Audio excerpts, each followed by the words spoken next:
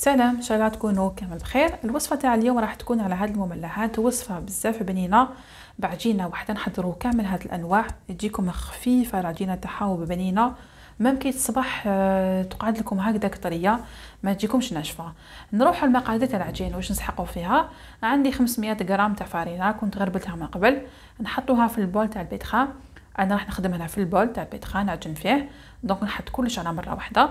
500 غرام تاع فارينه، نضيف لها زوج مغارف نتاع ماكله تاع حليب بودره. انا هنا كيلت بالمغرف كبيره نتاع الماكله. راح نضيف تاني مغرفه كبيره نتاع السكر، نضيف تاني مغرفه كبيره نتاع خميره الخبز. راح نضيف تاني 90 غرام تاع الزيت، هنا تقدروا ديروا زيت زيتون. عندي مغرفه صغيره نتاع قهوه تاع الملح. الملح انا حوالي 5 غرام انا باش ما نغلطوش. وعندي تاني هنا 4 مغرفه صغيره نتاع قهوه نتاع خميره الحلويات، وراح نطموها بالماء دافي. بالنسبه للماء هنا ما نقدرش نقول لكم شحال الكميه، لانه كل نوعيه تاع الدقيق وكيفاش كاين اللي تشرب وكاين اللي ما تشربش. دونك اول حاجه راح نضيفوا كميه صغيره ونبداو نعجنوا. في نفس الوقت راكم تفرغوا في الماء بشويه بشويه حتى تحصلوا العجين يكون هكذا يتلاصق. نخلوه يتعجن حوالي 5 دقائق ويكون العجين تاعنا هكذا يتلاصق الاستيكي. نحيوه من البول تاع البيتخا ونحطوه في ريسيبيون يكون مدهون بالزيت. نغطي مليح العجين تاعي ونخليه يخمر مده ساعه حتى ساعه ونص، حتى وين تشوفوا الحجم تاعو يتضاعف لكم مليح. راح نغطيه مليح بيان سور، سورتو يكون البرد. لازم ندفيو العجين تاعنا مليح ونحطوها في مكان دافي ونخليها تخمر لكم مليح. بعد ما خمرت العجين هاوليك نحطو في البلون دو طرافاي ونقسم العجين تاعي على حساب الشكل اللي حبيناه. دونك انا قطعته ووزنته تاني على الكويرات، الوزن تاعهم 25 غرام. نتوما الا كنتو حابين ديروا حجم كبير ولا حجم صغير تقدروا تزيدوا ولا تنقصوا. انا اللي استعملت هنا ميني برجر، وهذوك لي بغاسلي وميني ساندويتش الوزن تاعهم كامل تاع 25 غرام. هنا راح نبدا بالميني برجر، هما الاولين وزنتهم على 25 غرام. نكور العجين تاعي كامل ونحطه في سنيوه. بعد ما نكملهم راح ندهنهم بصفار البيض مخلط مع شويه حليب ونخليهم يختمروا. هاوليك الشكل تاع الميني برجر كيفاش يكون. هنا راح نديروا هذوك لي بغاسلي.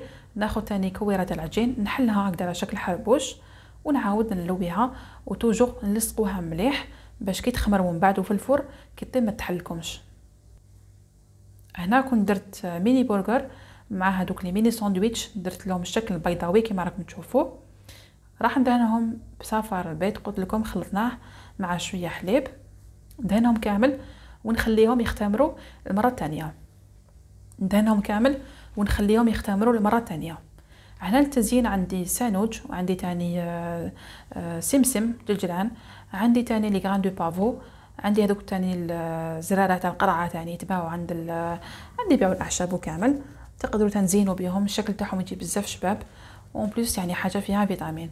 نروحوا نزينوا هنايا الخبيزات هذوك بالسانوج ونكملوا تاني باقي الاشكال بنفس الطريقه ونخليهم يختمروا مليح وندخلهم للفرن يطيبوا على 190 درجه حتى وين نشوفوهم كامل تحمروا مليح والحجم تاعهم يتضاعف. هذاك الوقت نحيهم من الفرن ونخليهم يريحوا حتى لوين يبردوا مليح ونكملوا لهم التزيين تاعهم.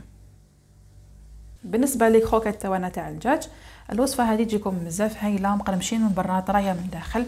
تقدروا تقدموهم مع لي صوص كيما صوص الجيريان، كيما مايونيز، كيتشوب. نقدروا نديروهم مع صوص بلونش كيما الكريم فريش، شامبينيون، حميصه. دونك كيما حبيتوا. نروح للوصفه مباشره. عندي هنايا نصف صدر تاع الدجاج كنت قطعته بهذا الشكل. عندي نص حبه بصل صغيره نقطعها تاني هكذا شرائح، وعندي فلفل كحل، توابل خاصه بالدجاج، وعندي نصف مكعب صغير تاع مرق دجاج. في المقله راح نحط شويه تاع الزيت، نقلي هذاك البصل، نحط عليه الدجاج مع لي زيبيس ونبقى نقلي فيهم حوالي 5 دقائق. ومن بعد ندير ثاني الملح ونغطي عليهم ونخليهم يطيبوا مده 4 ساعه حتى 20 دقيقه حتى ونشوفوا هذاك المرق تاعو كامل نشف.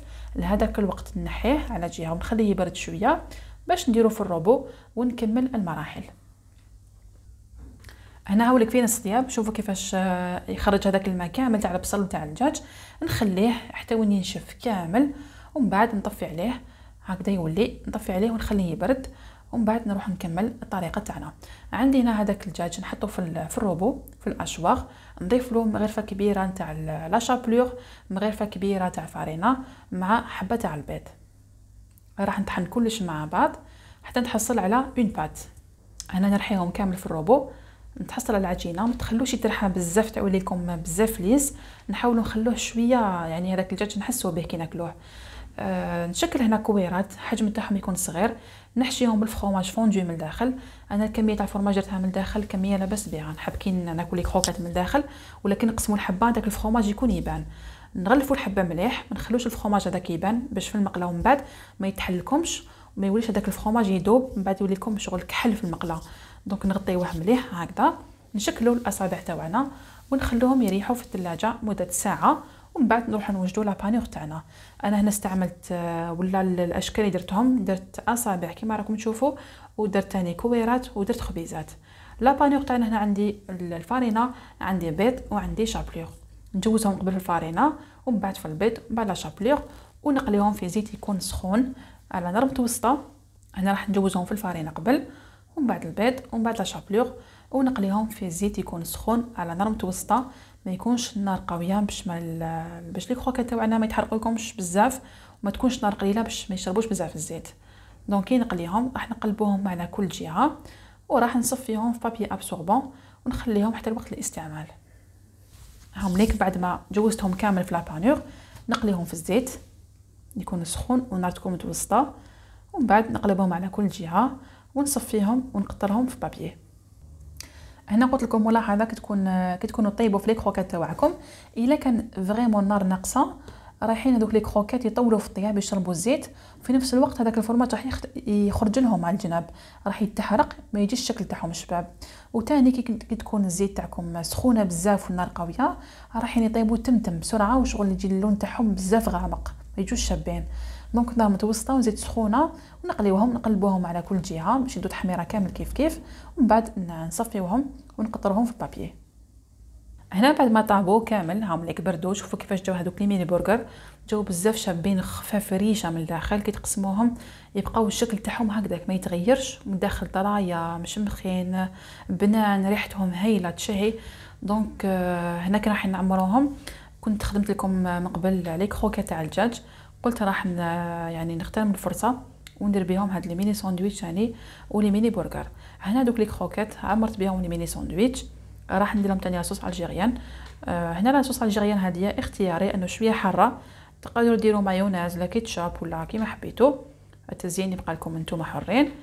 بالنسبه ميني برجر درت هنايا شويه تاع مايونيز مسحتها كامل، وضفت لهم هذوك الخبيزات ولا هذوك لي كروكات تاع الدجاج، وراح ندير لهم تاني ورقه تاع لا سالاد، ندير لهم تاني شويه تاع الفرomاج سلايس هذاك، وزينتهم الفوق بحبه تاع طوماط سوريز. هامني كيفاش يجوا الشكل تاعهم بزاف هايل يشهي. ونكملوا تاني هذوك الخبيزات، انا هنا عمرتهم بالطون، كنت استعملت الطون تاع الزيت نصفيوه مليح من هذيك الزيت نقطروه ونضيفوا له شويه تاع مايونيز ونبقاو نخلطوا حتى نحصلوا على هكا اون فارس تكون حاكمه روحها.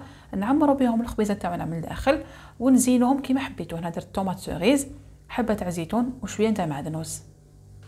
هاوليك الشكل تاعهم كيفاش يجي بزاف شابين. هنا هادوما لي ميني ساندويتش اللي عمرتهم لي كروكات واللي عمرتهم بالطون. هنا تاني عندنا لي ميني برجر، شحال الشكل تاعهم بزاف شباب. العجين هذاك جا خفيف شهي، قلت لكم ميم كي يبقاو يباتوا يبقاو طرايا هكذا، الخبز هذاك ما ينشفش. وهادوما لي بغاسلي درت لهم تاني ورقه تاع لا سالاد مع الفرomاج سلايس، درت لهم تاني حبه طوماط سوريز. ان شاء الله وصفه هذه تجربوها وتعجبكم. بقى لي غير نقول لكم تهلاو في رواحكم، ونتلاقاو ان شاء الله في فيديو جديد. سلام.